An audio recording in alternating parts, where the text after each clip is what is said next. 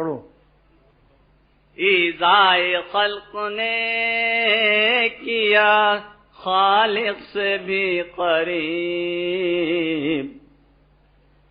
ایذائے خلق نے کیا خالق سے بھی قریب، فریاد کا ہر لمحہ سہارا لیے ہوئے، فریاد کا ہر لمحہ سہارا لیے ہوئے، ہر شعر میرا.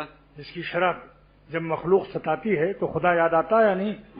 اس لیے خواجہ صاحب رحمۃ اللہ نے فرمایا تھا بڑھ گیا ان سے تعلق اور بھی، دشمنی خلق رحمت ہو گئی، دشمنی خلق رحمت ہو گئی. ہر وقت فریاد کر رہا اللہ ان دشمنوں سے بچا، تو توفیق مناجات ہوئی کہ نہیں؟ اور اگر دشمن مضر ہوتے تو اللہ اپنے پیاروں کو نبیوں کو نہ دیتا. قرآن پاک میں اللہ تعالیٰ فرماتے ہیں کذالک جعلنا لکل نبی عدوا، ہم نے ہر نبی کو دشمن دیے ہیں، بنائے ہیں، مگر جال تکوینی ہے، دشمنوں کو ثواب نہیں ملے گا، اس میں ان کی پٹائی ہوگی.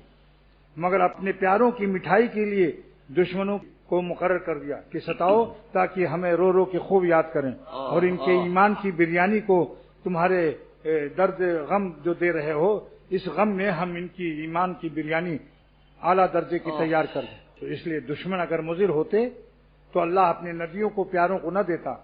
کوئی ابا اپنے پیارے بیٹے کو مضر چیز دے گا تو اللہ تعالیٰ اپنے پیاروں کو مضر چیز کیسے دے گا؟ زیادہ جب دشمن پیدا ہو جائے گھبراؤ مت، اللہ تعالیٰ سے رجوع رہو، اللہ تعالیٰ سے رجوع رہو.